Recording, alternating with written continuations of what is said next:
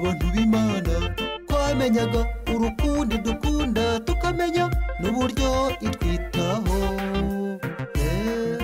twayikorera n'umutima ukunze tutinuba kandi tudaharwa kuko ibintu byose dufite niyo ibiduha.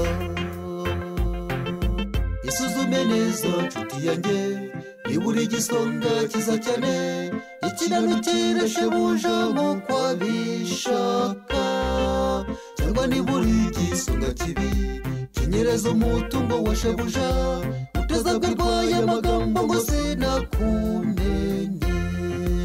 Isuzume neza nshuti yanjye niba uri igisonga cyiza cyane ikinanukira shebuja nk'uko abishaka, cyangwa niba uri igisonga kibi kinyereza umutungo wa shebuja utazabwirwaye amagambo ngo sinakumenye.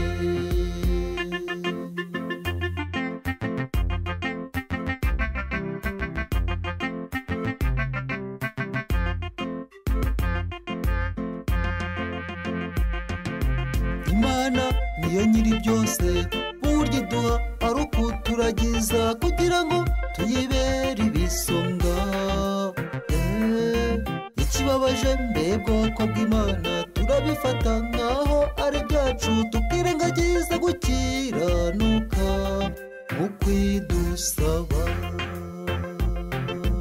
Isuzume neza nshuti yanjye niba uri igisonga cyiza cyane gikiranukira shebuja nk'uko abishaka, cyangwa niba uri igisonga kibi kinyereza umutungo wa shebuja utazabwirwaye amagambo ngo sinakumenye. Isuzume neza nshuti yanjye niba uri igisonga cyiza cyane gikiranukira shebuja nk'uko abishaka, cyangwa niba uri igisonga kibi kinyereza umutungo wa shebuja utazabwirwaye amagambo ngo sinakumenye.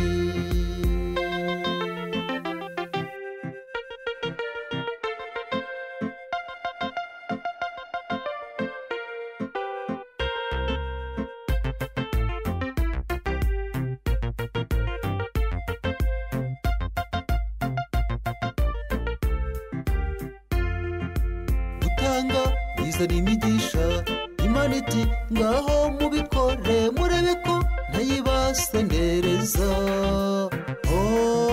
None bakurwa bwoko bw'Imana mwibuke ko umwami agiye kuza akabaza buri wese itara nto yaragijwe. Isuzume neza nshuti yanjye niba uri igisonga cyiza cyane gikiranukira shebuja nk'uko abishaka, cyangwa niba uri igisonga kibi kinyereza umutungo wa shebuja utazabwirwaye amagambo ngo sinakumenye. Isuzume neza nshuti yanjye niba uri igisonga cyiza cyane gikiranukira shebuja nk'uko abishaka, cyangwa niba uri igisonga kibi kinyereza umutungo wa shebuja utazabwirwaye amagambo ngo sinakumenye. Isuzume neza nshuti yanjye niba uri igisonga cyiza cyane gikiranukira shebuja nk'uko abishaka, cyangwa niba uri igisonga kibi kinyereza umutungo wa shebuja utazabwirwaye amagambo ngo sinakumenye.